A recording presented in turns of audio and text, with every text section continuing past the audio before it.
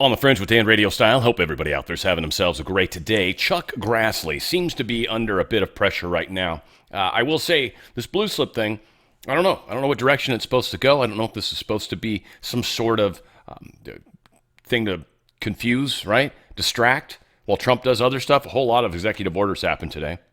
But this thing with Grassley is very interesting. We've got Senator Kennedy coming out saying he hopes this blue slip thing never goes away. It's been used by Republicans and Democrats, both for good and for evil, I guess, if you want to look at it from that standpoint.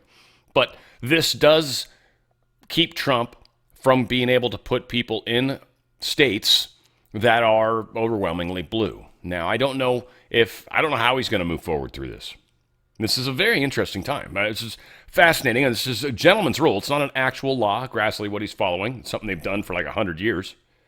So, again, how this plays out is going to be very, very interesting. And Trump never does anything by accident. He doesn't really waste energy.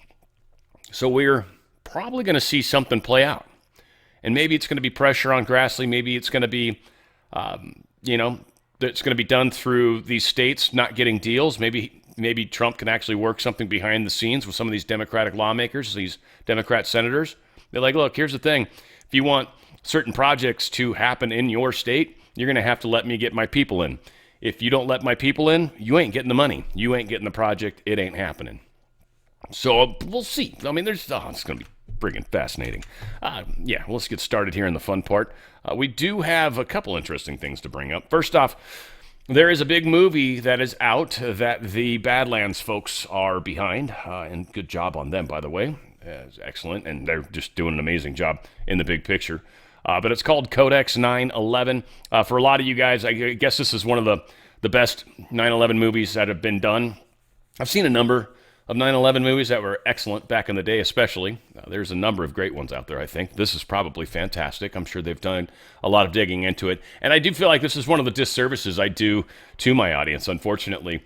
Being awake as long as I have, there's just a lot of things that I'm not excited about, like many people that are just starting to wake up. And so 9/11 is definitely one of those. JFK is probably one of those. So again, I'm kind of more in the, what are they doing to us now? How are they lying to us now? How can we forward ourselves from that standpoint? Not so much what happened 25 years ago, though it's something I looked into way back then.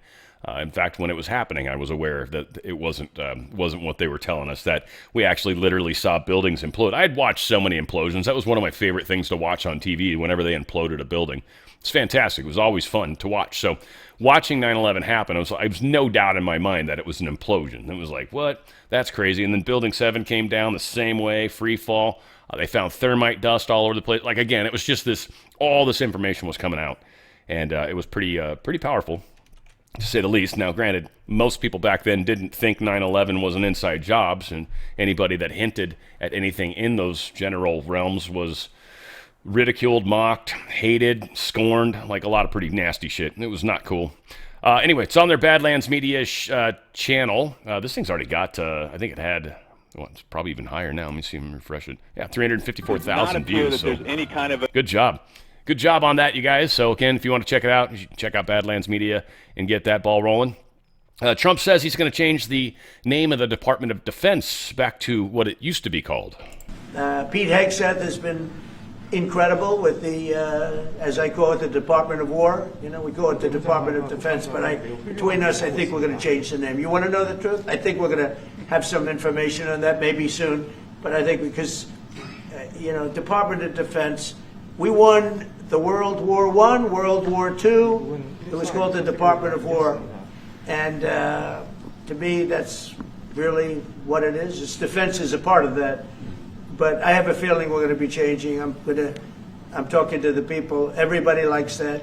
We had an unbelievable history of victory when it was Department of War. Then we changed it to Department of Defense. So that's a little thing, has nothing to do with your country, but it's something that I think you're going to be hearing about or seeing about over the next couple of weeks. Probably that change is going to be made over the next week or so.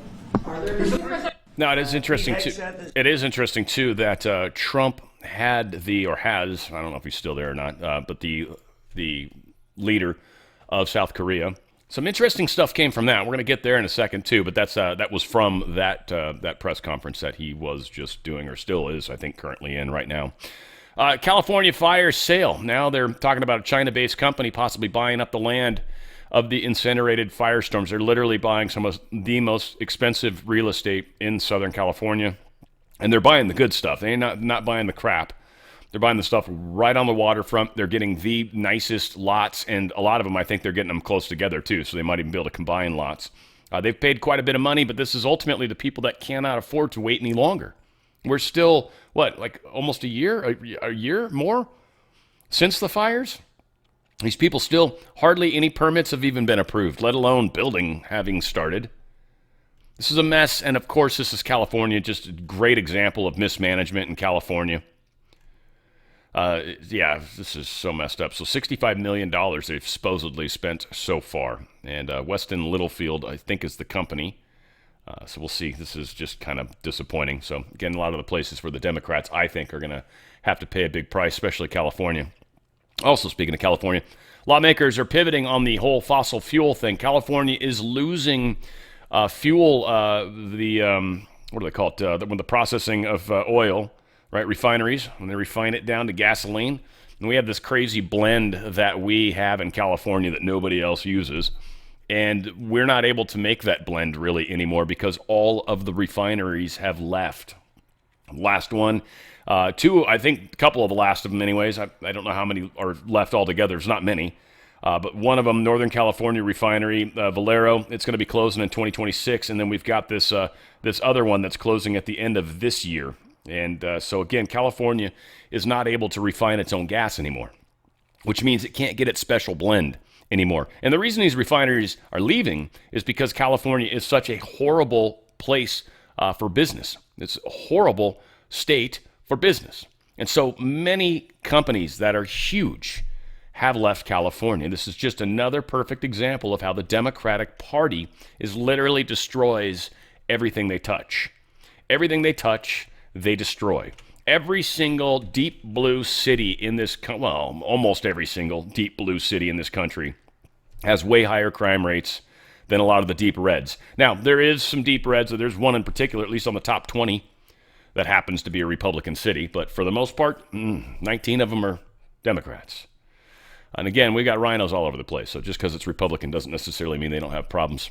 School districts are ditching their hard-to-repair electric buses for diesel buses. One thing that kind of might make some sense in the bigger picture, this company is a Canadian company that was making these battery-operated school buses, or buses in general. Well, they've fallen into bankruptcy, and the parts are too hard to get, so they're literally just ditching these stupid buses and going back to diesel school buses. Again, California is crushing under their own stupid rules. Trump responds to leftist mayor-governor after nasty comments. Governor Wes Moore said if President Trump were to walk our streets, stand with our people, and visit our community, he would see what I see, one of the greatest cities in the United States. And yeah, Donald Trump didn't agree with that. He truthed out. Governor Wes Moore of Maryland has asked in a rather nasty and provocative tone that I walk the streets of Maryland with him. I assume he is talking about the out-of-control, crime-ridden Baltimore. As president, I would much prefer that he clean up that crime disaster before I go there for a walk. Wes Moore's record on crime is a very bad one, unless he fudges his figures on crime like many of the other blue states are doing. But if Wes Moore needs help, then, like Gavin Newsom did in L.A., I will send in the troops, which is being done in nearby D.C., and quickly clean up the crime. After only 1 week, there is no crime and no murders in D.C. When it is like that in Baltimore, I will proudly walk the streets with the failing, because of crime, governor of Maryland. P.S. Baltimore is ranked the 4th worst city in the nation in crime and murder. Stop talking and get to work, Wes. I'll then see you on the streets. Also, I gave Wes Moore a lot of money to fix his demolished bridge. I will now have to rethink that decision. Or I will now have to rethink that decision? 3 question marks. Thank you for your attention to this matter. Make America great again. Word. Bum, bum, bum. And let's see. I guess I added another one. Did Wes Moore, the governor of Maryland, lie about getting a Bronze Star? Oh, that's stolen valor. Valor's not cool at all. Interesting. He's calling something out because he probably knows the answer. So, yeah, calling him out big time. More and more. Trump Live. President signs executive order ending cashless bail. Let's play this. What the hell? So I'll start signing the executive orders. To me, this is a very, very big deal. One of the executive orders has to do with cashless bail. That was when the big crime in this country started. And I can tell you who did it, when, but I don't want to do that because others followed pretty quickly. But that was when it happened. Somebody kills somebody, they go in, don't worry about it, no cash, come back in a couple of months, we'll give you a trial. You never see the person again. And, I mean, they kill people and they get out. Cashless bail. They thought it was discriminatory to make people put up money because they just killed 3 people lying on a street. Any street all over the country, cashless bail. We're ending it, but we're starting by ending it in D.C., and that we have the right to do through federalization. Okay, let's go. Could I ask you to say exactly what this is? Of course. So, as you've consistently identified, sir, cashless bail policies are a key driver of the disorder we see on city streets all over America. Catch and release system allows criminals to keep going back out onto the street and reoffending. What this executive order does, it charges your attorney general with identifying jurisdictions all over the country that have cashless bail policies, and then it withholds or revokes federal funds and grants that are flowing to those jurisdictions to ensure that we're only supporting the people who have reasonable common sense policies around crime. So what area does it cover? Potentially anywhere that has a cashless bail policy. So some of the largest cities, some of the most left-wing states in America Almost have adopted. all of them, right? Illinois would be a great example of that, sir. Oh, they have a great cashless bail. You don't even have to go to court sometimes. No, Illinois, I love that state. It's a great state, but it's run so badly by Pritzker. They threw him out of the family business and he becomes governor. Now he wants to run for president. I don't think that's going to happen. Okay, we'll sign right here, right? Sir. So important. And this isn't Republican, Democrat. This is, and by the way, most Democrats agree with this. But this is just, we got to bring our country back. Okay? That's a big one. Also on the issue of cashless bail, sir, this is a D.C. specific executive order. In addition to the measures that we're taking that are quite similar to what we're doing around the country, in D.C. in particular, the objective is holding as many criminal defendants in federal custody and subjecting them to federal charges as possible. That means that they'll be held pre-trial in federal jail as opposed to just being cut back out on the streets due to a cashless bail policy. Okay?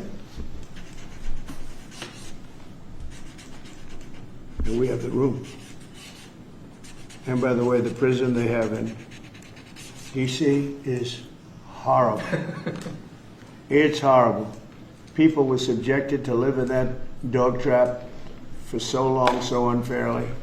I have stories, you'll be hearing about them. That prison is horrible. I don't know if I've ever heard of dog trap. That's a neat term. We've also got Riley Gaines mocking Zoran Mamdani. I don't know if you guys saw the video of him at the gym And the where he was. Pear Tree Cottage Garden. That's awesome. You shouldn't just start on your own. That's for sure. There we go. Riley Gaines made fun of him. In fact, what's beautiful is Zoran Mamdani, a skinny little, scrawny little dude, and he was trying to put up a decent amount, 115 pounds. It's not a bad bench press. I think it's a 135. I'm sorry, 135. So that's pretty good. 135 pounds. What's funny is he needed help to do it. He couldn't do it himself, which that's fine. That's pretty good. But what's interesting is Riley Gaines, an actual girl, not transgender or anything strange like that, actually did the weight. And in fact, it looks like she even added on a few pounds. And she did 1 rep 3 times, like 3 single reps without help. Check it out. Yeah! Yeah! Real pain, take the blazer off. Let's go. Real pain. Real pain. Yeah, we got the mayor out. We got the future mayor out No, here. you cannot be the mayor. Real pain. Let's go. Let's go. Silent trip. We're gonna do it on 3. Come on. Let's go. Some more. Slide him some more. Slide him up. Slide him up. Come on, slide him up. Yeah. Easy money. Easy money. We're gonna lift on 3. Okay. 1, 2, 3. Let's go. Yeah. Let's go. Pain. Up. Pain. Let's go. Pain, baby. Yeah. Yeah. Let's go. That's real pain. That was a combined. Yeah. Let's go. I gotta give credit. That's all right. That's pain, baby. That's pain, baby. That's what I'm talking about. Real pain.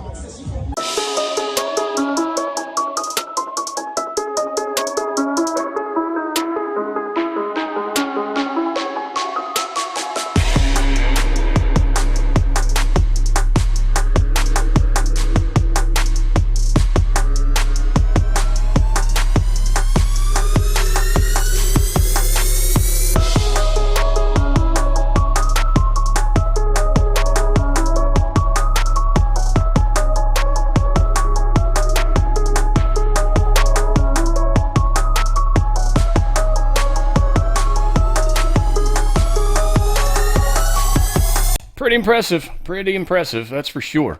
So good job on her. And by the way, it was just funny watching Mamdani do it when he sat down on the bench. Like anybody that actually does free weight bench, again, it's been a while. I use the machines just because it's easier. I don't have to have someone spot me if I want to do any sort of significant weight.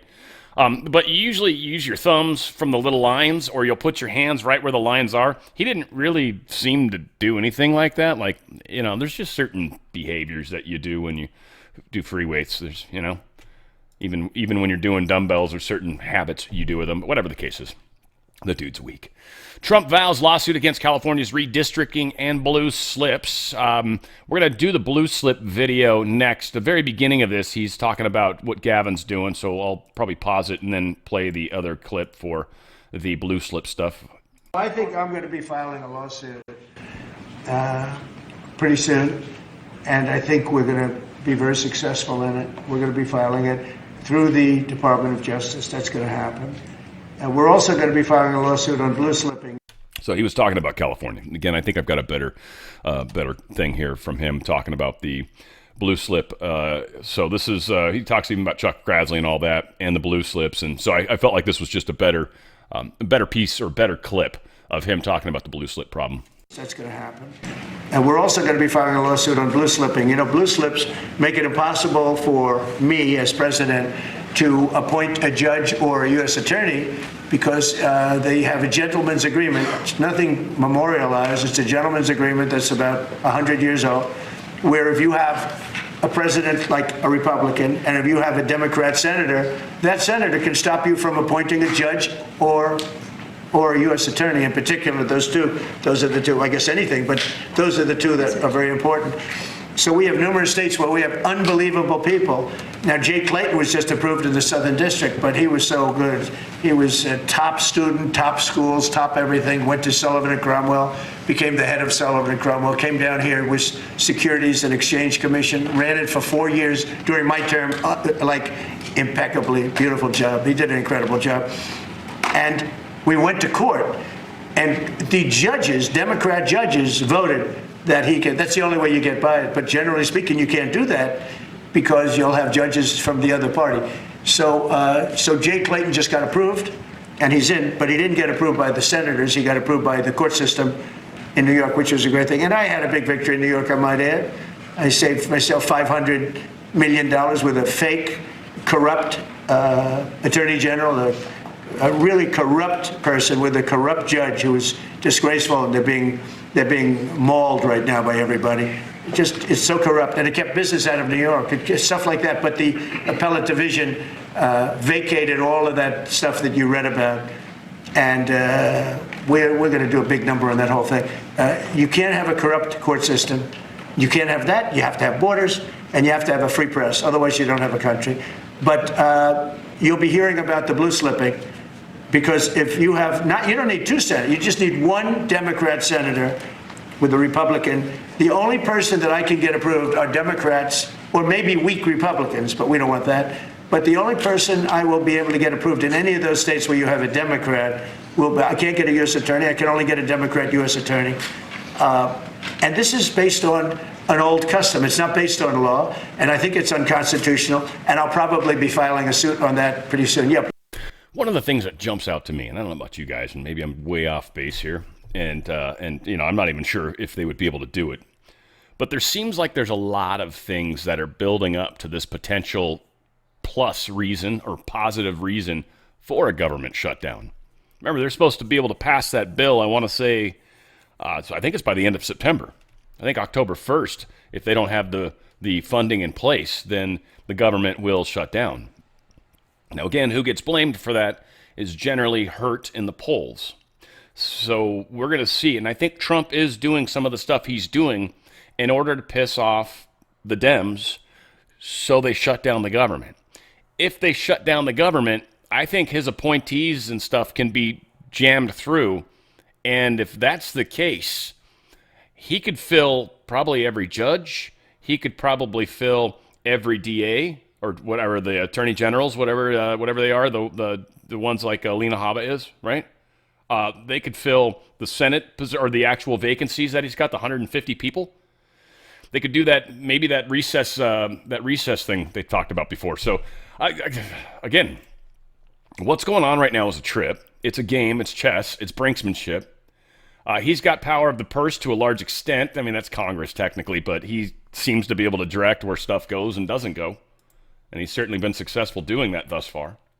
Donald Trump truth this out. I have a constitutional right to appoint judges and U.S. attorneys, but that right has been completely taken away from me in states that have just one Democrat United States Senator.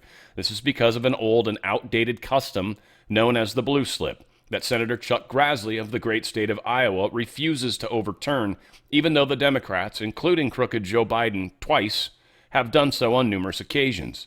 Therefore, the only candidates that I can get confirmed for me are most important positions are, believe it or not, Democrats. Chuck Grassley would allow strong Republican candidates to ascend to these very vital and powerful roles or should allow people to come to these roles and tell the Democrats, as they often tell us, go to hell. Now, this is another thing that's interesting. If Grassley really did have the fortitude, if you will, choose which kind you prefer, intestinal or testicular, if he had the fortitude and he just said, we're not going to do the blue slips anymore, we're going to push this through sheerly on the numbers, then he could. Now, here's the thing. Maybe he's worried about elections and the few senators that are going to probably be kicked out anyways because they suck. But that's many, many months down the road. And what, Trump's supposed to go half his term without having his appointees or being able to appoint anybody? And I know many are like, well, it's because you've got to kiss Congress's ass. No, he doesn't. There's a lot of other ways to fight Congress in these regards. So again, we've got a major battle that's brewing in front of us, and it's pretty freaking fantastic, that's for sure. I guess Chuck Grassley was a little miffed by Trump doing what he did. Senate Judiciary Committee Chairman Chuck Grassley says he was offended by President Donald Trump's social media post calling on him to end a longtime Senate practice that allows home state senators to approve or block some judicial nominees. In a Truth Social post Tuesday, Trump called on Grassley to have the, quote, courage to stop using the forms known as blue slips that are submitted to the home state senators regardless of party. Senators on Capitol Hill came to the defense of the blue slip process. President Trump makes a lot of comments about how the Senate should be run. I think he has his hands full with problems here and abroad. Both Democratic presidents and Republican presidents have asked us to get rid of it. We never have, and I hope we never will. Meanwhile, Senate Majority Leader John Thune also defended blue, noting Republicans used them during former President Joe Biden's tenure. So nobody wants to get rid of it, right? Nobody's got the courage. Now, again, I think the Senate's where majority of our problems are, really, because the House overturns every 2 years, and they've got to be able to stand in front of the people. The 6 years the Senate gets, obviously, it gives them a lot of time to garner buy-in from other people, because it's ultimately what it comes down to. You do favors, you get reelected. If we take control of elections the way we're going to, a lot of senators are going to be at risk anyways. So again, many angles are kind of coming together at one time in a weird way, and what exactly people choose, I don't know. I mean, again, there's a lot of people that I think this is all planned out. I don't think that's the case. I think decisions are being made, and again, there's an overwhelming amount of energy that's just it's a tsunami to the deep state. There's nothing they can do. They're going to lose, but they certainly seem to be fighting. Federal Bureau of Investigation, Kash Patel, came out and said all federal partners are now at over 1,000 arrests under POTUS's initiative to clean up Washington, D.C. Latest from FBI, August 24th, 25th. 26 arrests involving FBI personnel, 6 gun recoveries, 5 drug seizures, 86 individuals arrested by federal partners total. Keep getting after it. Over 1,000 people in what, just a week? How long's it been since it started? I think it's been 7-8 days, something like that. It is official, folks. They are carrying firearms now. Sidearms, I guess, would be the better appropriate way to state this. Doesn't seem they're carrying the long guns yet, but they certainly have their pistols.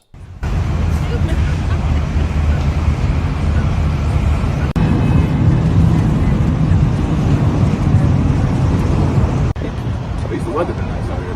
I can say that for sure. Humidity is real nice. Yeah, weather amazing. Do you want a picture? I can take a picture for you. No, you want a picture?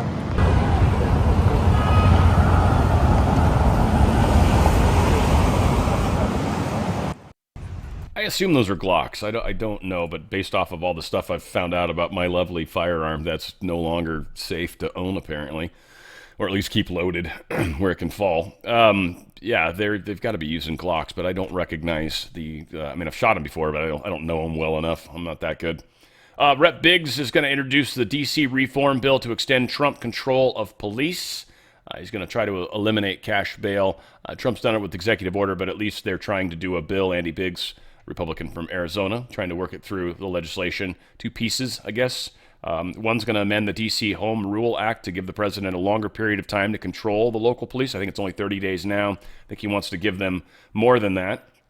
I'd be curious to see if they have a chance. I don't think they can get that through the Senate as is, but this might work down the road. Again, we'll see how it all plays out. Senate, I don't think this would be a continuing resolution type situation or a budget type thing. Maybe it does. I don't think so. So I think the Senate would have to get the 60 votes. It'd be tricky to see. Trump eases off the threat to deploy feds in other cities. We'll play a little bit of this. I think it's pretty good. Should be anyways. Check this out. Well, thank you very much. It's a very important day for many reasons. We've had a lot of important days lately. But this is a meeting and a group of people that are doing an unbelievable job in a thing called crime, and in particular, violent crime. We want to go from here to other places, but I was telling some of the people that in a certain way, you really want to be asked to go. You know, I hate to barge in on a city and then be treated horribly by corrupt politicians and bad politicians, like a guy like Pritzker. He ought to spend more time in the gym, actually. This guy is a disaster. Gavin Newsom's a disaster. But I don't like going to a town, city, place, a state, and then be criticized by some corrupt or incompetent governor where crime is rampant. Like, take a look at D.C. Crime was rampant. It was at the all-time worst. It got really bad during the Biden 4 years. And then I have a mayor stand up and say how crime has reached a 30-year low. 30-year low. People are being killed left and right. And it's not a 30-year low. Think of it. So for 11 days, there have been no murders. The record goes back years where that's happened. They haven't seen that happen in years. And then people stand up, and instead of thanking us, which they should do, and she's not that bad. She's better than most. But, you know, you have people I watched in Illinois. Chicago, Illinois is a disaster. I have property there. It's a disaster what's going on in Chicago. And you get Pritzker, he's violating our rights. I think the Democrats better get smart. And, you know, politically, I hope they don't. But actually, in terms of love for the country, I hope they do, because it will be good to work together. Politically, I hope they don't. I mean, it's funny. He's saying the truth. right? Because they're doing suicide right now. Democrats are absolutely shooting themselves in the foot. Trump truthed this out. I just watched sloppy Chris Christie be interviewed on a ratings-challenged news show this week with George Slopadopoulos on ABC Fake News. By the way, what the hell happened to Jonathan Karl's hair? He looks absolutely terrible. It's amazing what bad ratings on a failed television show that was forced to pay me $16 million can do to one's appearance. Can anyone believe anything that sloppy Chris says? Do you remember the way he lied about the dangerous and deadly closure of the George Washington Bridge in order to stay out of prison, at the same time sacrificing people who worked for him, including a young mother who spent years trying to fight off the vicious charges against her? Chris refused to take responsibility for these criminal acts. For the sake of justice, perhaps we should start looking at that very serious situation again. No one is above the law. Thank you for your attention to this matter. I love how he uses truth in that manner. TWC, the wellness company, twc.health/OTF. I am really enjoying the progression I am experiencing. So I talk frequently about the ivermectin mebendazole. Those of you that are new to my account, I'm sorry. Those of you that watch me all the time, yeah, I love this stuff. I am tripping on it. I don't know, probably 2/3-ish almost into it, maybe not quite that far. Noticing huge difference. One, that thing is almost completely gone. It's just down to the one little, like the darkest little part of it. So I think that's working its way, but the rest of it's completely gone, which was cool. And it was about dime size, so it's really tiny right now. What I'm also noticing is I get these weird like red skin freckles. I don't think I've got any real easily to show. I've got one on my arm here. I don't know if you can see that little red spot, right? I get these little weird spots. Those are actually turning dark, like they're dying. So I've got, I don't know, maybe 20, 30 of them. I don't know. I mean, it's not attractive. I'll say that, but it is what it is, right?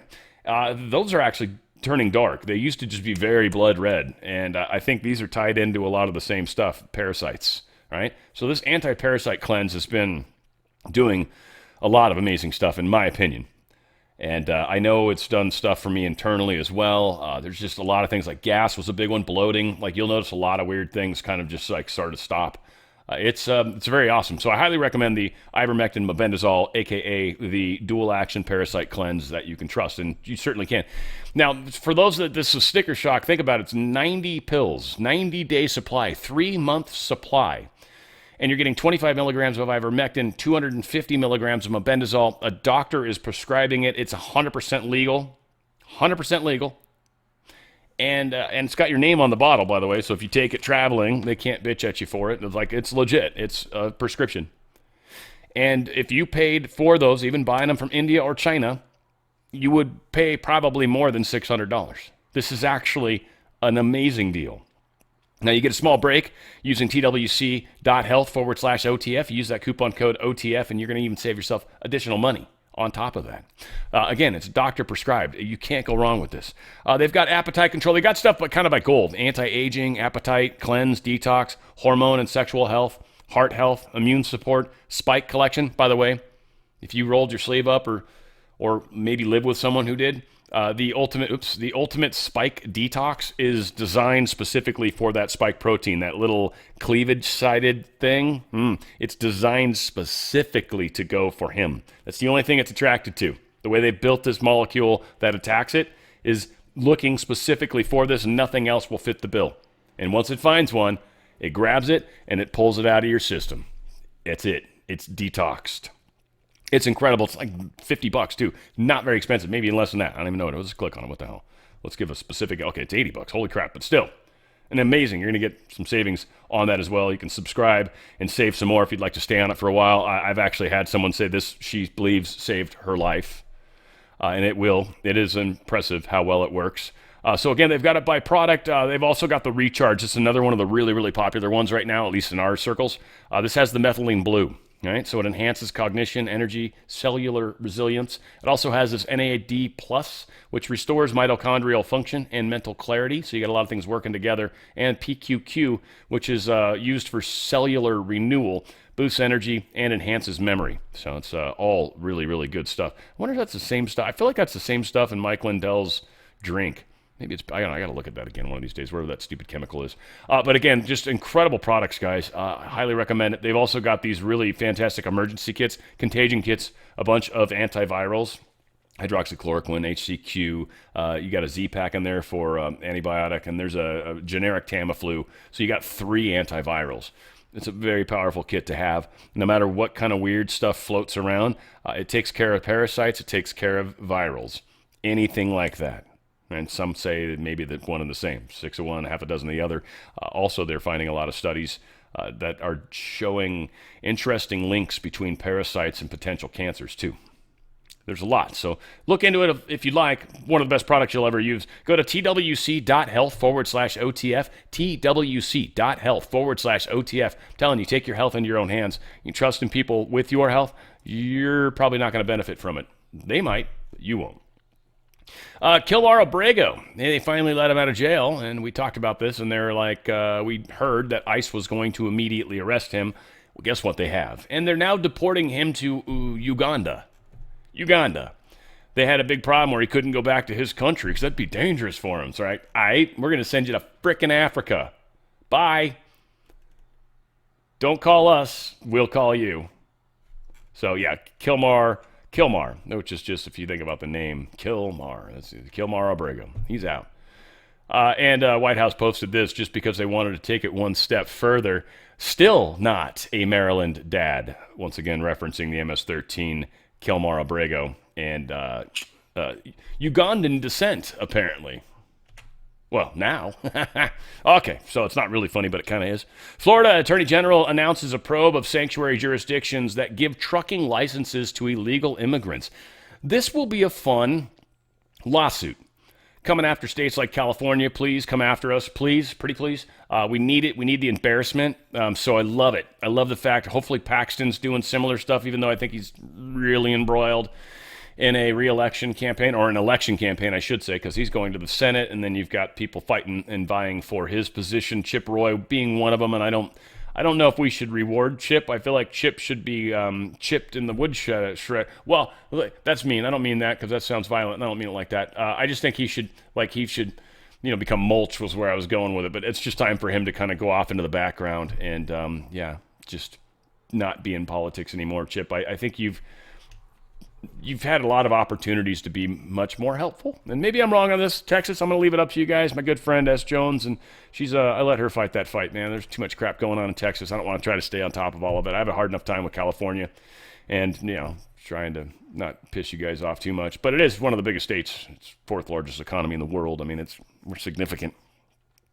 Donald Trump truth this out despite a very high popularity and, according to many, among the greatest 8 months in presidential history. ABC and NBC fake news, 2 of the worst of the most biased networks in history, give me 97% bad stories. If that is the case, they are simply an arm of the Democrat Party and should, according to many, have their license revoked by the FCC.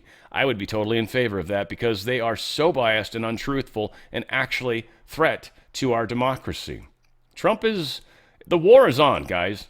The war is on. The heat is on. Such a good song. We are shutting them down. And we're going to fight every step of the way, but we are winning. We've got victories, many in our back pocket, and we continue to get them. They do all their stuff every single day. We see it, right? But you guys are seeing the appellate courts coming back and putting stays on the district judges, and so we're getting there. Trump knows what he's doing. This is the one thing that I am, for the first time in my life, I have absolute faith in the president that we are heading in the direction that is better for humanity, better for this country, better for mankind, better for me, better for you, most likely, even if you don't realize it, which you probably do. Virginia GOP grows cautiously optimistic in governor's race. We got to keep pushing attention out there. The lady that needs to win it, Sears. She's the one. Earl Sears. Winston Earl Sears, Lieutenant Governor. She's running for it, so let's get her in. If you guys have any say whatsoever in Virginia, let's make sure that happens. We want to see some stuff change. big time. And she seems like a really nice lady. I just don't think she's loud enough. But that's, again, not all of our personalities are built that way. Like, I don't care what other people think. I don't debate. I don't like debating. I don't care to debate. I don't care. If you disagree with me, awesome. Have a great day. See ya. I'm not going to waste a second of my life trying to change your mind. I'm not.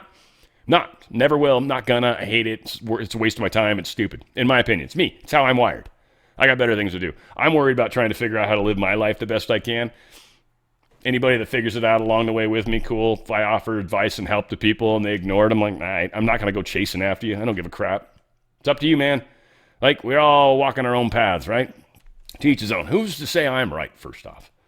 I mean, I think I do a dang good job with my own life, and I think I've helped many, but, you know, who's to say? Donald Trump, he was talking about, what is this? What does this one have to do with? South Korea. Yeah, he was talking with the president in South Korea. So this was his intro of him. And then I'm going to follow up with like 2 crazy things he sort of says. So I don't know. I wish I would have watched the whole thing. I saw a few live things today. Trump's been a busy man today, by the way, with live. And it's just hard to do show prep when you're trying to watch something, especially if I'm trying to record it, which I wasn't doing today. But all said, whatever. Here is Trump talking to the South Korean, I think, president while he's here. It's an honor to be with President Lee of South Korea. We've known each other and gotten along very well. We have some additional trade because I hear they want to renegotiate the deal, but that's okay. I don't mind that. That doesn't mean they're going to get anything, but I don't mind.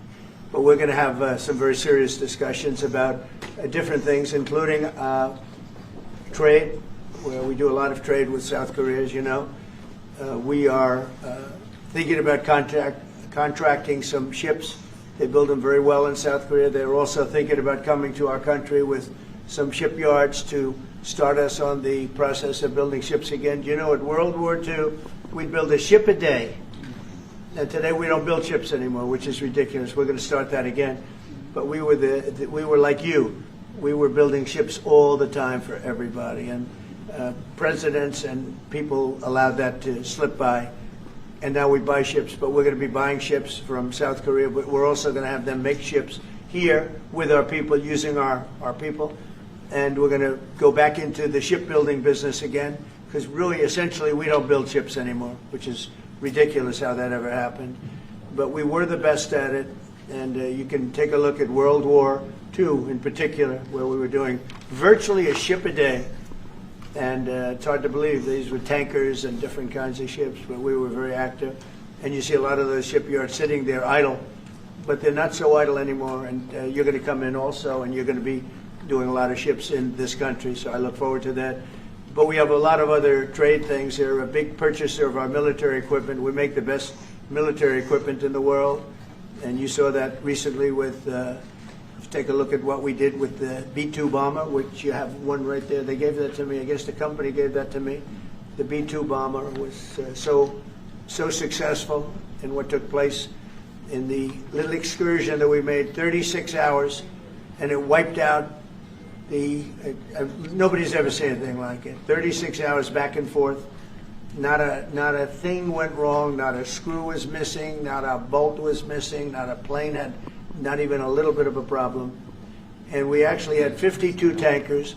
We had many planes, but you looked at the B-2, the way they handled that. Every single bomb hit its target. So they understand that. We make the best military equipment in the world, and South Korea is a big buyer of military equipment.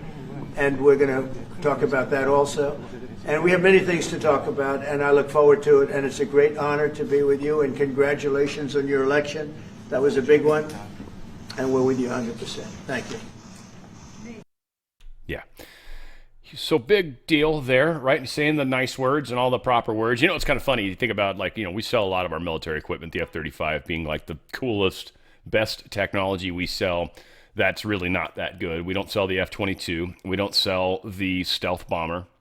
And the reason we don't is because these craft are so extraordinarily top secret. Just the abilities they have are beyond just they've got some fancy paint on them and they're made in a weird angle. There's a whole lot of other crap going on.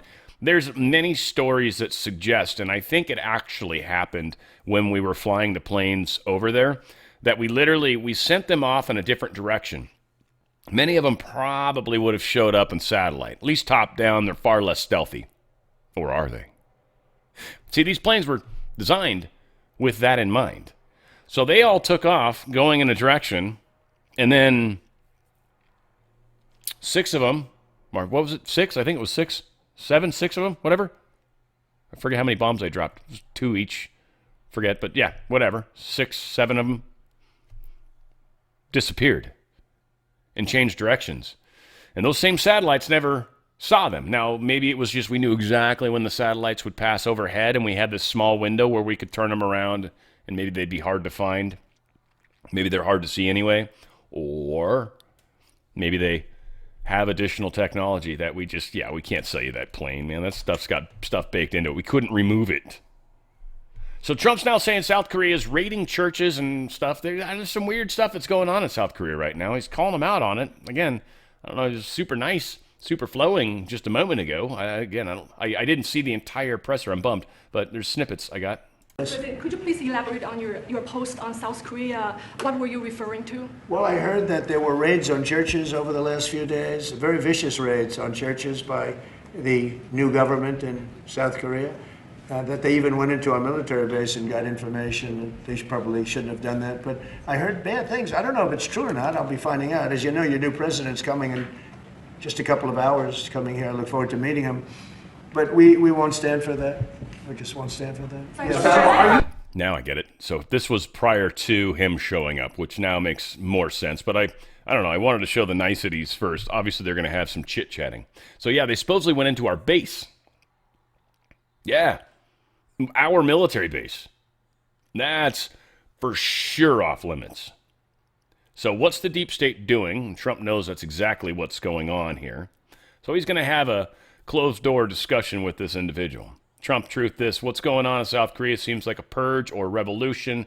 We can't have that or do business there. I am seeing the new president today at the White House. Thank you for your attention to this matter. So we'll see what came from it.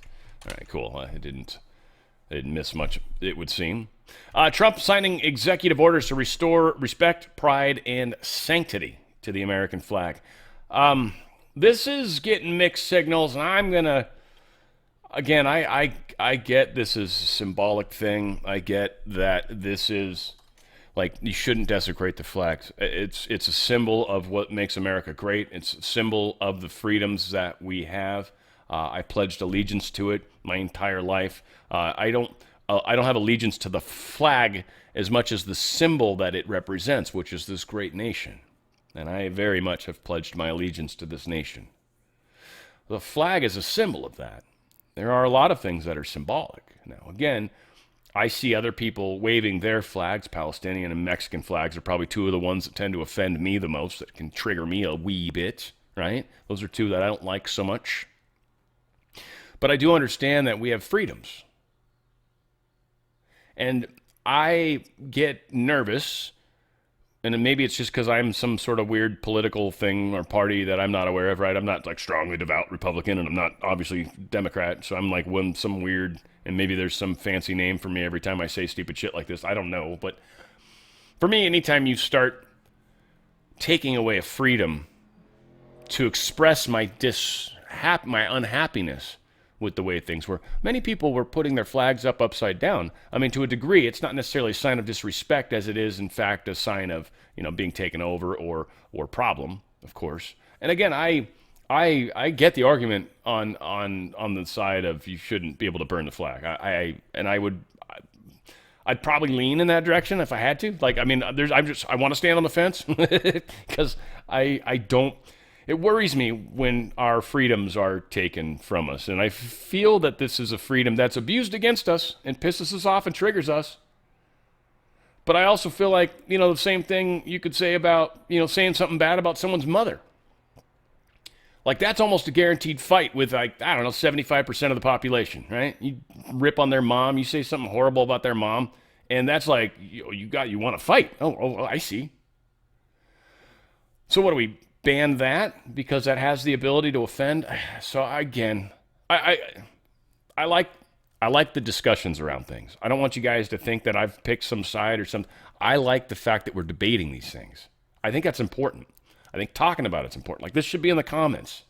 You guys should be talking about, like, the pros and cons. Now, again, I love my country. I get that. But what about the freedom part of it, though, right? Like, isn't there something there, or am I just nuts? Again, I'm not trying to offend anyone. I apologize if I have. It was never the intention. It felt like it was 9/11 all over again. I'm sorry. There's a few of you guys who just get really mad at me.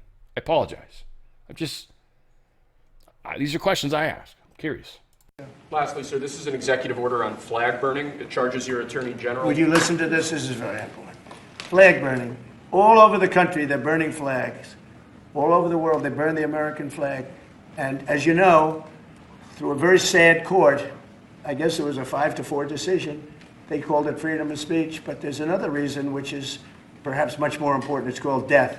Because what happens when you burn a flag is the area goes crazy. If you have hundreds of people, they go crazy. You could do other things. You can burn this piece of paper. But when you burn the American flag, it incites riots at levels that we've never seen before. People go crazy. In a way, both ways. There are some that are going crazy for doing it. There are others that are angry about them doing it. Do you want to discuss that? Sure. So what the executive order does, sir, it charges your Department of Justice with investigating instances of flag burning, and then where there's evidence of criminal activity, where prosecution wouldn't fall afoul of the First Amendment, and instructs the Department of Justice to prosecute those who are engaged in these instances of flag burning. And what the penalty is going to be, if you burn a flag, you get 1 year in jail, no early exits, no nothing. You get 1 year in jail. If you burn a flag, and what it does is incite to riot. I hope they use that language, by the way. Did they? Incite to riot. And you burn a flag, you get 1 year in jail. You don't get 10 years, you don't get 1 month. You get 1 year in jail, and it goes on your record. And you will see flag burning stopping immediately, just like when I signed the Statute and Monument Act. 10 years in jail if you hurt any of our beautiful monuments. Everybody left town. They were gone. This is I just have to jump in, but this is one of those things too where, like, because of what's happened to us, that we're going to be willing to accept things that we wouldn't have before. I for sure fall into that. His arguments are good, and also the way it's used to incite riots is very, very true. So I'm going to lean even harder now. I'm just saying, I'm going to lean even harder. I still don't like when freedoms are taken away, but this is actually probably a good idea. A year in jail is tough too, man. And frankly, how do you avoid that? Just don't burn the flag. And so from that standpoint, it's another reason that we literally can grab somebody off the streets doing something that's obviously trying to piss people off. And those are the exact people that we want to bust. I don't care if you got a mask on or not. The second you light that flag on fire and a cop tackles you, done deal. So he's on the money. I'm glad I said what I said, but I will say I'm going to probably jump on the side of the fence that says let's make this a crime. 1 year, hopefully it's a misdemeanor, but I don't know. I don't know what a year is in jail. Whatever, it doesn't matter. Never had a problem after that. It's pretty amazing. We stopped it. But this is something that's, I don't know, in a certain way, it's equally as important. Some people would say it's more important. Because the people in this country don't want to see our American flag burned and spit on. And by people that are, in many cases, paid agitators. They're paid by the radical left to do it. You talk to these people, they don't even know, half of them don't even know what they're doing. They say, I don't know, they gave me money to do this. I see the same things that you do. They're bad people. They're trying to destroy our nation. That's not working, because I think our nation now is the most respected nation anywhere in the world, by far. You saw that with the European leaders on Friday.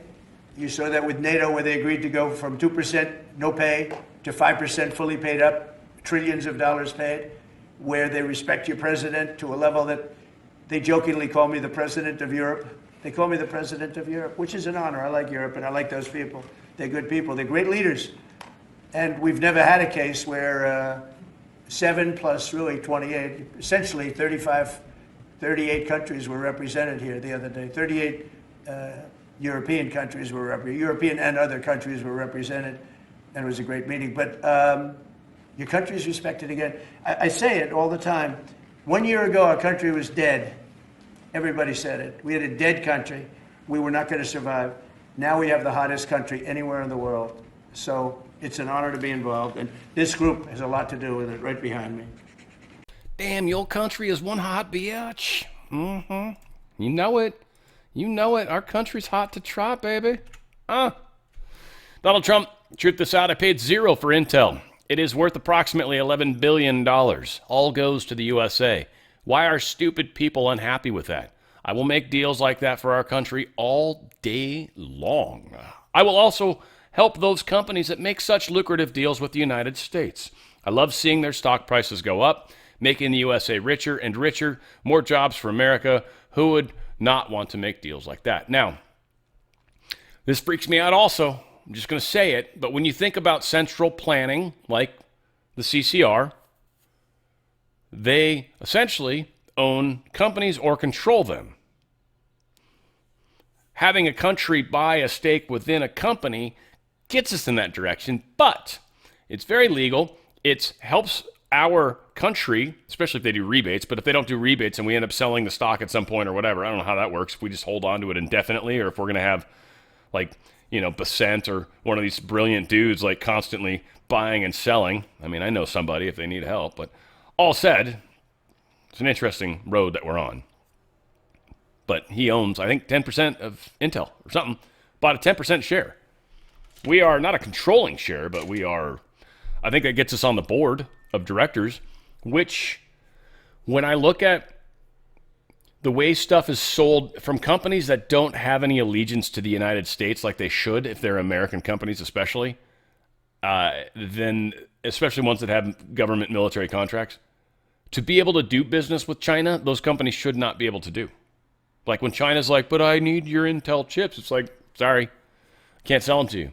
And then when Intel's like, oh, there's 1 billion people over there. Yeah, tough shit, Intel. Oh, well, Intel. Suck it, Intel.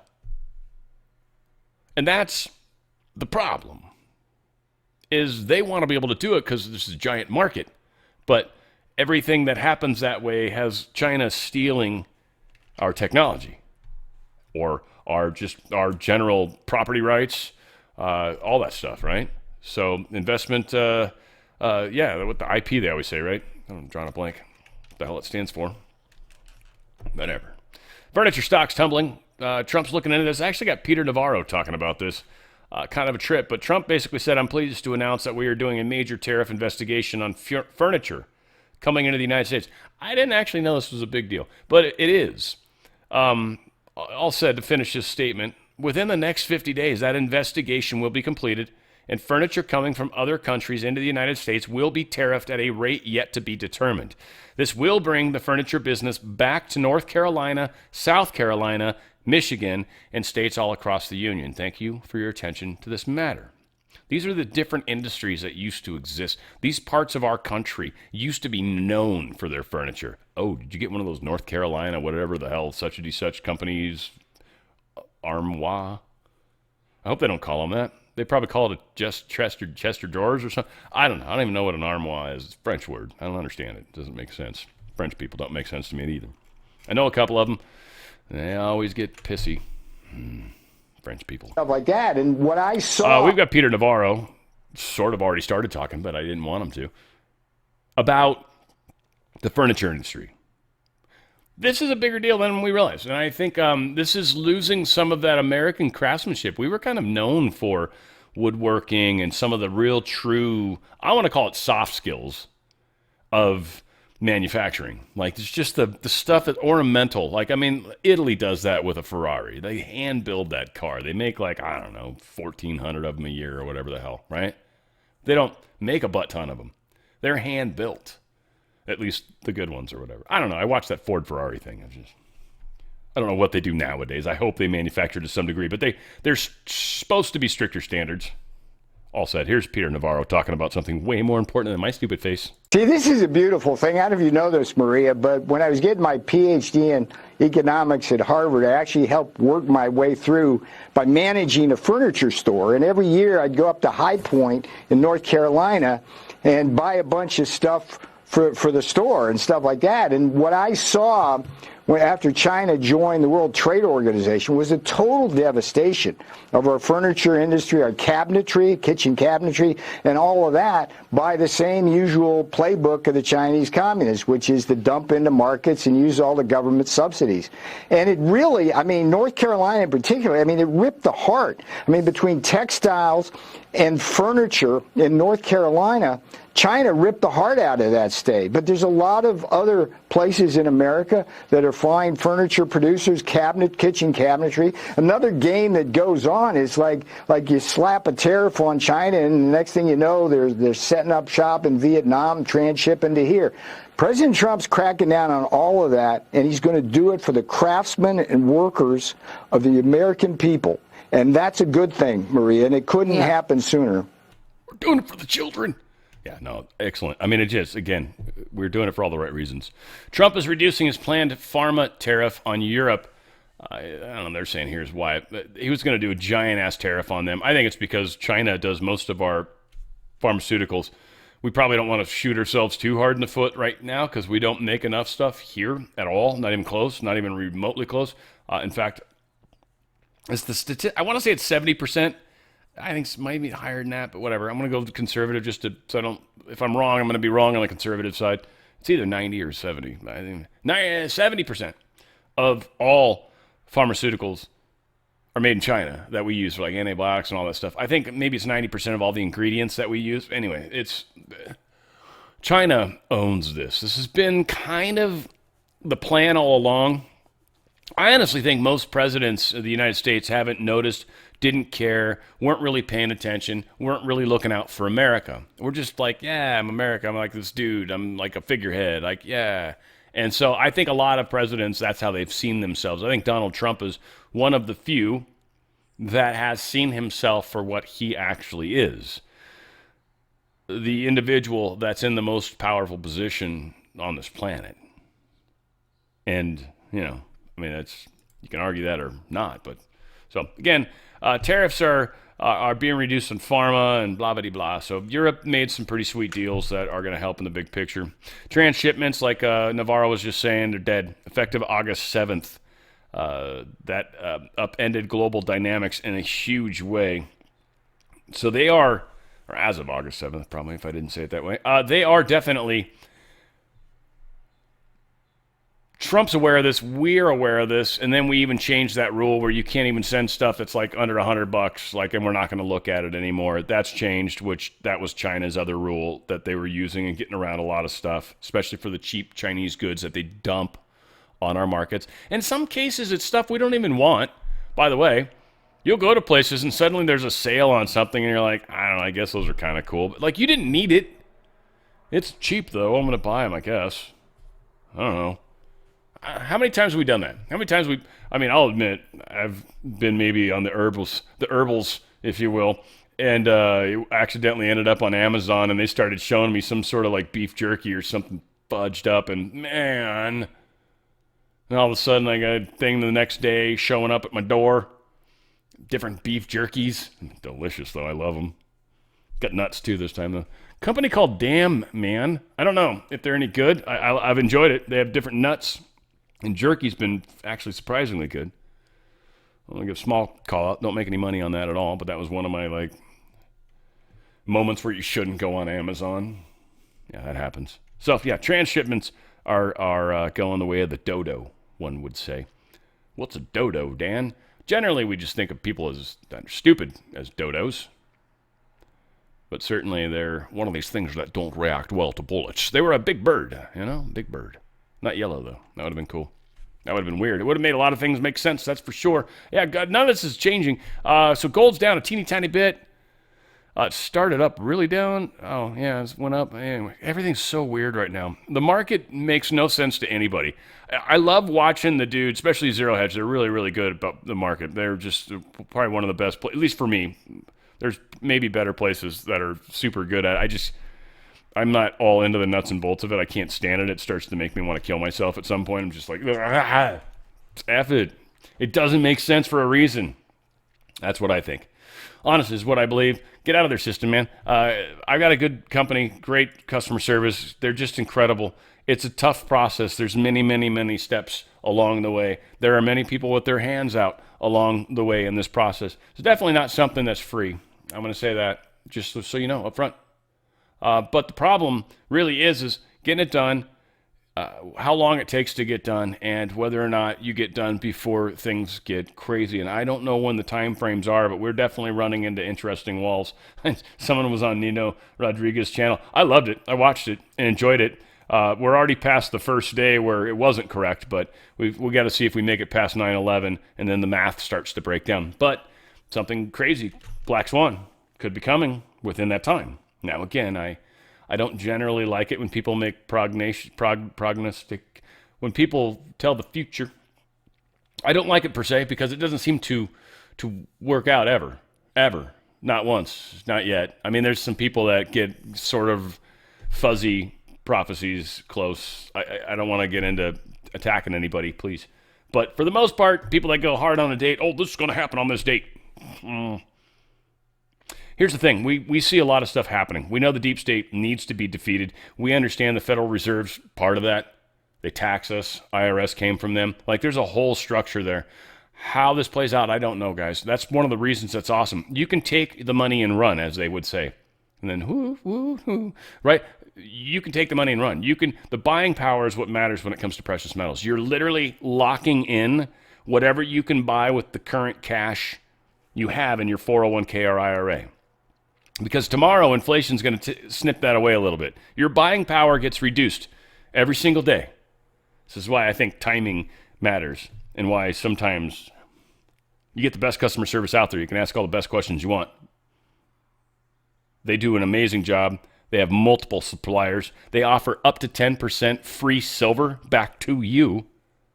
There's a discount. What's that? What's that worth, right? You're going to get some money back.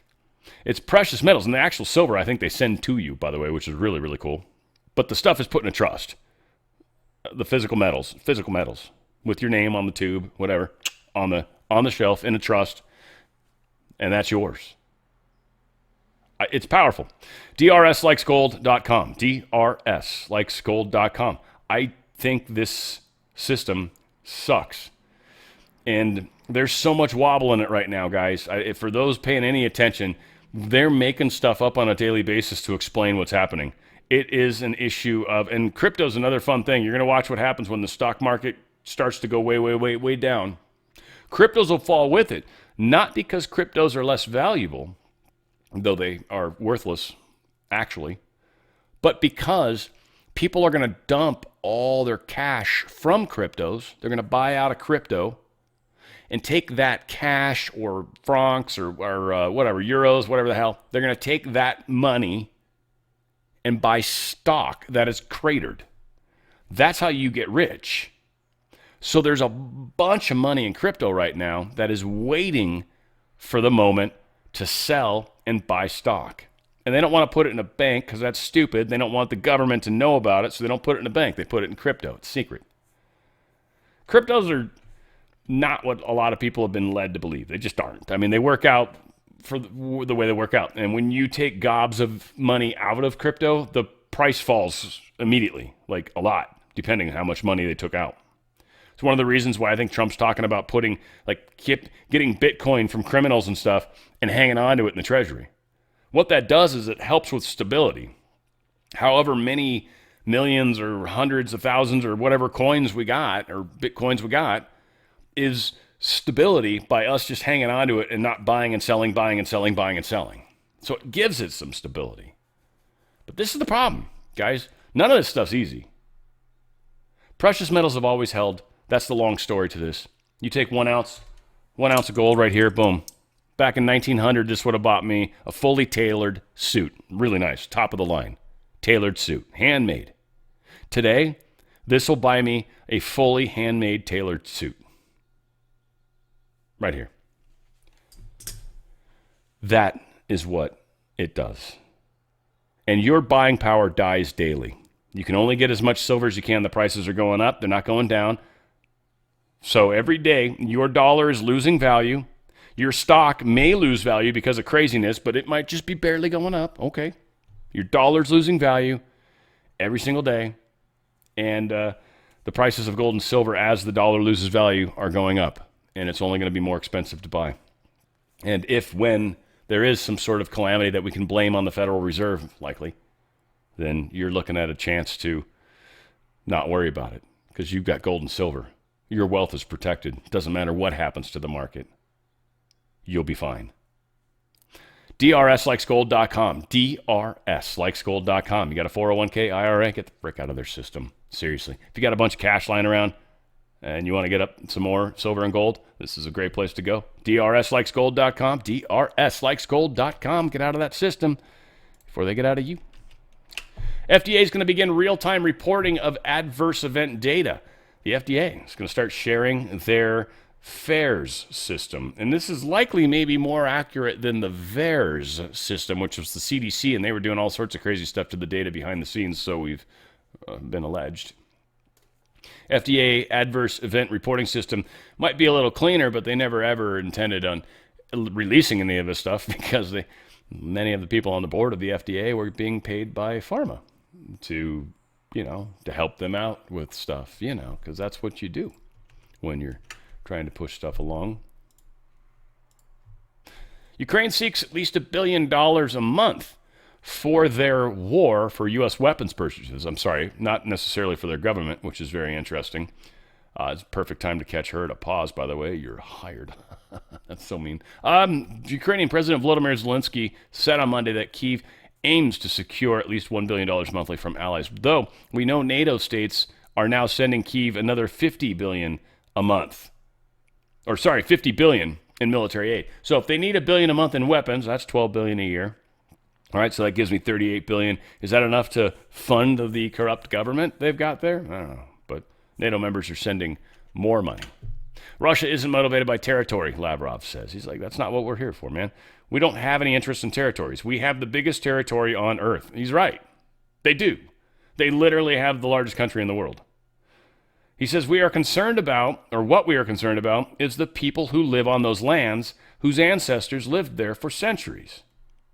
He says Lavrov said Moscow's goal is to remove any security threats to Russia coming from Ukrainian territory, to protect the rights of the ethnic Russian and Russian-speaking people who believe they belong to the Russian culture and Russian history. The only way to protect them against this Nazi regime is to give them the right to express their will. Putin puppet. I don't know. It makes more sense when you know a little more of the history. We've talked a lot about it. There's just the attacking people within your own country because they don't like you because they speak Russian and they're Russian and they really get along with their neighbor. It's kind of like what happened here in our country because people that were conservative or at least center-leaning were chastised, destroyed. They tried to ruin us. They took down our financial means in many ways. Like, again, some of us got hit in different ways. Some of us got hit where they got debanked and stuff, which is pretty gnarly. So, yeah, it was pretty effed up, one would say. Zelensky can't sign a peace deal, Moscow's saying. They're like, look, he's not the president anymore. It's past his term.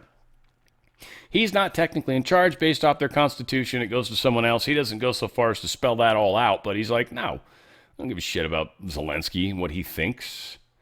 So Russia's, again, they're sticking to their guns and what they're there to do and why they're there to do it. And good on them. I don't know how much of this I'm going to play. I'm going to speed it up a hair. Anyways, okay, 1.15. Let's go 1.25. But J.D. Vance gets asked about Russia, and supposedly there's a bit of a deal going on. And again, so I don't know how much of this I'm going to play. This is where that question is. So we're at least 3 minutes out of the 20 minutes I've shared, or they shared, are being ignored. Hopefully, as soon as he starts talking about some other thing, I'll pull it aside, unless it's really cool. I don't know. I haven't listened to this. I didn't have time. Foreign minister. I heard. Yes, he says, as of right now, there's no meeting planned between President Putin and President Zelensky. And he added there needs to be an agenda first, saying, quote, this agenda is not ready at all. Are the Russians stringing President Trump along? No, not at all, Kristen. I think the Russians have made significant concessions to President Trump for the first time in 3.5 years of this conflict. They've actually been willing to be flexible on some of their core demands. They've talked about what would be necessary to end the war. Of course, they haven't been completely there yet, or the war would be over, but we're engaging in this diplomatic process in good faith. We are trying to negotiate as much as we can with both the Russians and the Ukrainians to find a middle ground to stop the killing. I think what the president has tried to do here is try to engage in very aggressive, very energetic diplomacy, because this war is not in anyone's interest. It's not in Europe or the United States' interest. We don't think it's in Russia or Ukraine's interest to keep going. So we're going to keep on pushing for a diplomatic solution. And one final point about this, Kristen, if you look historically, whenever you have a complicated war with a lot of death and destruction, it kind of goes in fits and starts. There are hills and valleys to the negotiation. We sometimes feel like we've made great progress with the Russians, and sometimes, as the president has said, he's been very frustrated with the Russians. And we're going to keep on doing what we have to do to bring this thing to a close. I don't think it's going to happen overnight. I think that we're going to continue to make progress, but ultimately, whether the killing stops, that determination is going to belong to whether the Russians and the Ukrainians can actually find some middle ground here. Well, you talk about concessions, and yet the Russians rejected the ceasefire proposal that President Trump put forward. There's no meeting plan between President Putin and President Zelensky. And this week, Russia targeted an American factory in Ukraine. There were 600 people inside at the time. No one was killed. What makes you think President Putin is serious about peace? Well, I didn't say they conceded on everything, but what they have conceded is their recognition that Ukraine will have territorial integrity after the war. They've recognized that they're not going to be able to install a puppet regime in Kiev. That was, of course, a major demand at the beginning. And importantly, they've acknowledged that there is going to be some security guarantee to the territorial integrity of Ukraine. Again, have they made every concession? Of course they haven't. Should they have started the war? Of course they haven't. But we're making progress, Kristen. And what I admire about the president in this moment is he's not asking 3.5 years ago. He's not trying to focus on every nitpicky detail of how this thing started 3.5 years ago. He's trying to focus on the nitpicky details of now, of what do the parties disagree on, what do they agree on, and how do you build a foundation from one side of that ledger to the other so that you can stop the killing. But was President Trump, were you enraged when you learned that Russia targeted an American company based in Ukraine? I don't was like that not it, a slap Kristen. in the face I to the don't. peace I don't process? like it, Kristen. But this is a war, and this is why we want to stop the killing.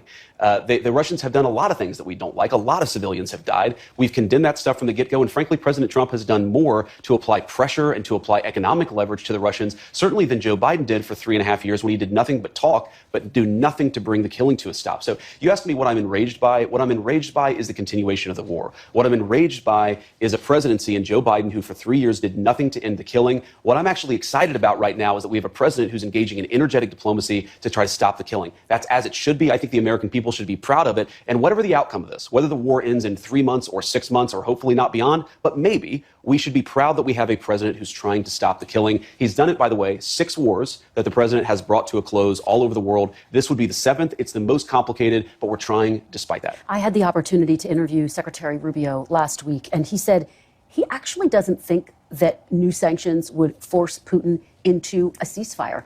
Are sanctions now off the table, Mr. Vice President? No, sanctions aren't off the table, but we're going to make these determinations on a case-by-case basis. What do we think is actually going to exert the right kind of leverage to bring the Russians to the table? Now, you said sanctions were not going to lead to a ceasefire. I think that's obviously correct. If you look at the way the Russians have conducted themselves, they don't want a ceasefire. They don't want a ceasefire for complicated reasons. We, of course, have pushed for a ceasefire, but again, we don't control what Russia does. If we did, the war would have been over 7 months ago. What we do believe, though, is that we continue to have a lot of cards. The President of the United States has a lot of cards left to play to apply pressure to try to bring this conflict to a close, and that's what we're going to do. You take me to my next question. Where exactly is the pressure on Russia to do anything if you're not right now imposing new sanctions? How do you get them to a place of getting to the table with Zelensky and stopping to drop bombs? But, Kristen, I think that question betrays a fundamental misunderstanding of where we are. The president has applied aggressive economic leverage, for example, the secondary tariffs on India, to try to make it harder for the Russians to get rich from their oil economy. He's tried to make it clear that Russia can be reinvited into the world economy if they stop the killing, but they're going to continue to be isolated if they don't stop the killing. The president has applied more economic pressure to the Russians to stop this war than Biden did in 3 years. So the idea that we're not doing anything, we're already doing things right now, and this is how negotiation works. You do something, you talk to the parties, you try to see if there's a meeting of minds. Again, we believe we've already seen some significant concessions from both sides just in the last few weeks. We're going to eventually be successful, or we'll hit a brick wall. And if we hit a brick wall, then we're going to continue this process of negotiation, of applying leverage. This is the energetic diplomacy that's going to bring this war to a close. I hear what you're saying about India. China is actually the largest buyer of Russian oil. They're close. They're about equal. Why no sanctions on China? Well, obviously, we have a 54% tariff on the PRC right now. All right, I'm going to go ahead and just cut it there. I mean, there's probably some good stuff coming, but my God. My God, maybe. So yeah, China's a huge problem as well. But yeah, the money happening, the deals being made. Trump's just trying to I didn't want this to start. I'm just trying to stop it and trying to get people to understand that I think is very important. Ukrainian drone shot down near nuclear power plant. Another attempted attack on the Kursk nuclear power plant. Again, that's very dangerous for the world. NORAD intercepts third Russian plane in a week. First off, if this is the actual plane that they're showing here, it looks like kind of their version of our sub hunter, our P-8 Orion, I think we call it.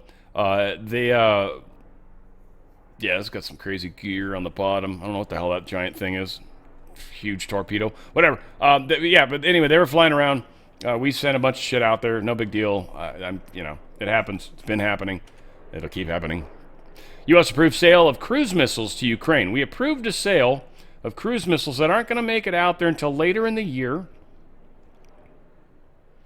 I think this is a sign to Putin, look, here's the deal. If you're going to keep the war going, they're going to be allowed to attack within your inner part of your country. They're going to be allowed to hurt you. We're going to let them. Right now, they would have to be used, have to have permission from us to use them. But I think this is a sign from Trump, look, here's the deal. Either you guys frickin' figure out a way to find peace, or we're actually going to let Ukraine, we're going to take some of the things holding them back off and let them do their thing, We had Israel targets Yemen's capital with massive strikes near presidential complex. So again, this is supposed to be Houthi controlled. I don't trust much of any. I don't know.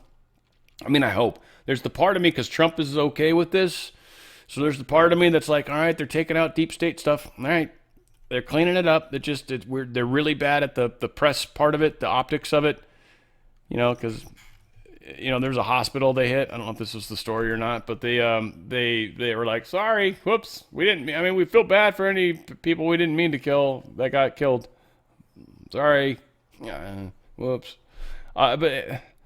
It was a hospital. I get it. They're hiding stuff inside of it. So yeah, you guys probably hate me for some of the stuff I'd probably be willing to tolerate and be all right, go ahead, drop a bomb on the damn thing, shit. But yeah, but at least they're trying to be strategic. Thank goodness. Israel offers to withdraw from Lebanon after momentous decision to disarm Hezbollah. We'll see if they do. Supposedly the Syria, I think the Lebanese government's we're going to make sure that they're disarmed. I doubt we should trust that, and I doubt we will. But if that's true, then that means we've literally handed Lebanon back over to the Lebanese people. And if that's true, which it could be, that's fantastic. That means we would have denazified Lebanon, just to use a term that's fun. 5 journalists among 20 dead in Israeli airstrike on Gaza hospital. This is the one that kind of got them in a little bit of poo. 5 journalists, that's like losing a lawyer. When they say, what's 100 lawyers at the bottom of the ocean? It's a good start, and I'm kidding, because lawyers, you hate them until you need them. I'll tell you that. That's for sure. So thank goodness for them, I guess. They know how to navigate those stupid waters. 5 journalists, 20 people killed, Israeli double tap. They hit the airstrike on Nasser Hospital, the largest medical facility in southern Gaza Strip. Pretty big deal. I don't know what they hit. If there's parking garage, it's kind of what it looks like. Oh no, that's probably the actual hospital, huh? And it looks pretty jacked up on the upper floors, which is where they typically put the executive levels, I would imagine, too. Oh, who knows? There's my girl, Alice Tang. Hello, sweetheart. China's Evergrande delisted after spectacular fall. We're going to go ahead and play this. Can I play it faster? Oh, I can. Yeah, we'll do that. She is adorable. I'm sorry. This one's a cutie. Tiffany, sorry. Got competition now. China's foreign property giant Evergrande was delisted from the Hong Kong Stock Exchange today. The delisting closes a chapter in China's property crisis that started in 2021. Here's a closer look. China Evergrande's epic boom-to-bust journey is a cautionary tale for the country's property sector. Evergrande was once China's leading developer. Its original listing in Hong Kong in 2009 was the biggest by a Chinese private developer. But the firm also had the largest pile of debt in the property sector globally. Evergrande is one of this landmark example of the collapse of the China's real estate sector a few years ago. So what we see right now in delisting, it is really largely symbolic because the market has pretty much anticipated the pressure in the sector already. So having said that, it still marked the end of the golden age of China real estate sector. The developer started with a strong public market debut and a stock value of $9 billion. It grew more than fivefold to $51 billion, only to plummet in recent years. And Evergrande is now worth a mere $282 million. Trading in shares in the world's most indebted developer has been suspended since January last year. It was hit with a liquidation order after it defaulted on debt and failed to finalise a restructuring plan. A filing showed Evergrande is getting delisted from the Hong Kong Stock Exchange due to its failure to resume trading within 18 months. The delisting will close a chapter in China's property crisis that started in 2021. Evergrande is also unlikely to be the last to meet the same fate. China South City became the first state-backed property developer to get a liquidation order from the Hong Kong High Court earlier this month. It is possible for more companies to follow the same path of Evergrande, and especially for those that cannot meet the listing requirement in terms of the disclosure and also the auditing releases. And if they get their stock suspended for more than 18 months, then they will be forced to delist from Hong Kong Exchange. Chinese authorities have tried to revive the property sector over the years, which once made up for a quarter of its GDP. While buyers wait for their unfinished homes to be handed over and creditors hope to recoup their money. Evergrande declined to comment. And first cheers on their ability to design cities. I mean, they've got the super fast trains and all that, and they literally design their cities that way. People don't have a lot of options, but I do, like I said, I've got a couple close friends that China, one of them's going back actually. And it's just like one of her sisters owns like 3 places, but the property values are so screwed right now. So she doesn't want to live in any of them because then they're considered used. If you don't live in them, they're still new. So you get a different price. Again, just a different world all the way across the board. But China, this is a huge part of their financial problem. They just ate a bunch of that. I think with that company getting delisted completely, now it's like out of sight. And they can just start to deal with that because the state. But that's very expensive. And this is definitely a problem for China. And the trade war that Trump is doing at the same time is hitting them financially from another angle. And even having Europe kind of help us do that at the same time. We're not screwing around. I don't have time for a commercial because we're long. But danradiostyle.petclub247.com. Coriolis versicolor. It is it helps the immune system of yourself, your dogs, your cats, and horses. Sheep too, I think. But Coriolis versicolor, it's just you can't eat too much of it. You'll never get, you just won't. You can't OD on it. And they've seen studies that show massive amounts of improvement in immune response in the same species, same being, same animal, right? So you get a bunch of this stuff in you, and any sicknesses that you had, a lot of them anyways, start to work themselves out. It's pretty powerful. It's a very easy way. They've got dog foods, they've got cat foods, they've got toys. You got to think about some of the nasty things, like if you get Chinese-made toys, which a lot of the dog toys are, they're always cute. Oh my God, he's going to love that squeaky toy. It's got lead in it. You know that? When they eat it and chew it up, they're getting lead in their bodies. That stuff is not good. So these are things that help keep them clean, help clean them if they're already dirtied, but there's all sorts of ways to get more of that Coriolis versicolor. There's treats, mush puppies, or the Mojos, which is a liver treat, so dogs and cats tend to like that one. They've got canned foods, dried foods, they've got toys, they've got antler sticks for dogs, like a stick. You got to do it all. Go to danradiostyle.petclub247.com. I mean, if you want to help your pet, it gives them a better leg up because there's all sorts of crazy stuff going on in our environment, in the foods we eat. Some of us aren't so healthy, maybe not the best examples. Well, at least be good to your animal so they stay around longer because they don't live long enough. That's the one thing that really bothered me. When I had to it still brings a tear to my eye if I think about it. I'm not going to talk about it right now, but yeah, they don't live long enough. They don't live long enough. Not even close. It's painful. danradiostyle.petclub247.com. It's going to help make sure they live longer than they would have, possibly, unless something horribly traumatic happens. Take the most healthy animal in the world, and a friggin' coyote gets them. It just makes them more delicious, I guess. I don't know. Dan Radios, I know morbid, so something's wrong with me. It's not going to help, though. danradiostyle.petclub247.com. How do you screw up a commercial, Dan? Well, let me show you. Let me give you 12 easy steps. danradiostyle.petclub247.com. .com. All right, we try. EU's favorite dictator is about to face her ultimate test. This chick's going to go up in an election now. She's getting very pro-communist kind of stuff. She is Moldova, I think is how we properly pronounce that. And so, yeah, she might be losing her spot. She is the deep state queen, and we'll see what happens. 140 arrested on first day of London's multicultural Notting Hill Carnival. Yes. This is very common. This goes back to like 66 or something like that. A huge number of people, I think after World War II, mass immigrated into England. And this is like a special festival for them. And it's been going on for a very, very long time. But now it seems to be fraught with violence and anger and drugs and shootings. No shootings, just, possessions of offensive weapons. 25 for possessions of cannabis. So sad. 6 for possession of Class A drugs. 2 for possession of other drugs. 19 for possession with intent to supply drugs. 2 for robbery. 4 for public order offenses. And 4 for sexual offenses. There you go. And that was just Sunday. Germany charges U.S. citizen with offering military intelligence to China. It was on a U.S. base. They caught this guy.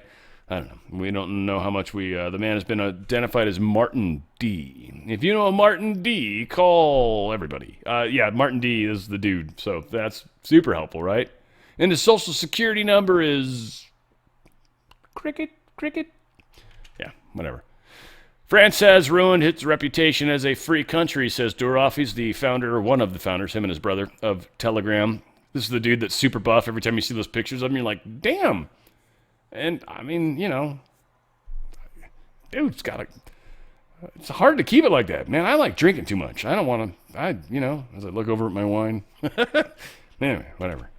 Russia's going to print new Syrian banknotes. Did you know that? That's weird. They're printing money for other countries. Probably BRIC nations, possibly. We're going to see what's up with this. Again, they've tried to force them into this weird corner, and here's Russia becoming the new leaders of the world, or at least the new leaders of a part of world. It's a block, maybe. I guess. Who knows how this will all play out. But they are playing their cards well. I'll give them points on that. There was some crazy fire breaking out near Amsterdam's Schiphol Airport. Never been there. Sure I said it wrong. But yeah, there's moving smoke. Oh my God, that smoke, it's moving. Yeah, so it broke out in a warehouse. I don't know what was in there, but that's always concerning when stuff that's like that happens. Snoop Dogg says some foul words here, but he's talking about what's going on with the transgender-y stuff being kind of shoved into kids' movies. I think he's talking about taking one of his grandkids, I think, to the movies, and his grandkid starts asking him all sorts of very uncomfortable questions because the movie was presenting some uncomfortable realities that maybe a 5-year-old should be thinking about. That's all I'm saying. I'm starting to see, what was the movie with Buzz Light? Toy Story? Not that one, but the new Buzz. The Lightyear. I think it's called Lightyear. Yeah, with Keke Palmer is in that movie. Okay. She plays like the daughter. So we watching it, and the lady, which is Kiki's mama, they move on into the space years. They move down the line. They're like, man, she had a baby with a woman.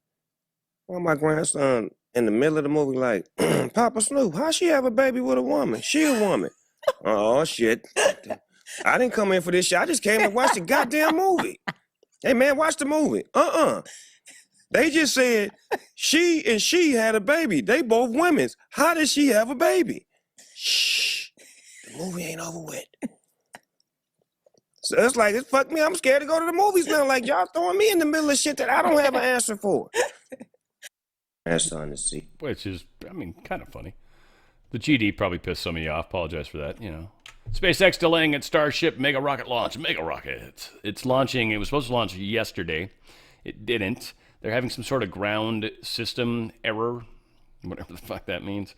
This is their 10th one. They're going to do some specific testing. They're not even expecting to retrieve this thing. If it manages to actually get all the way through the missions and land on the water, what you understand doesn't work well. And I don't mean the boat on the water. No. The landing on the water. Yeah, they're going to leave it too. The thing's going to sink to the bottom of the ocean. They're going to be like, later, bitches. They want to learn what they're going to learn. So if this thing blows up, that'll suck. If it blows up late in flight, that'll be awesome. If it blows up never, that'll be incredible. But they're doing all sorts of crazy tests. Anyways, whatever the case is, I kind of think this stuff's super fun. They're going to be testing a bunch of crap. If you really care, pause it, read the screen. Outside of that, there's so many people that don't give a crap. I love it. I'm long. I'm sorry. I thought this would be a shorter show, and here I am. I'm ridiculous. I love you guys, though. We're going to keep fighting the fight. And we're doing oldies this week, by the way. Oldies. Like what I would call doo-wop 50s is kind of the genre. Some of you guys probably had grandparents, parents, yourselves that listened to this way back in the day. I think it will be a fun show to go way back. Way back machine. I had to talk to Jesus to figure out what kind of songs to play. And I've done it. It should be fun this week. That'll be Friday, 3 p.m. Pacific, 6 p.m. Eastern. All that said, I guess I can say hi to you. Hey, hello. All that said, I'll tell you this. Where we go one, we go all. Thank God I showed up on camera finally, huh? It's on the Fringe with Dan Radio Style.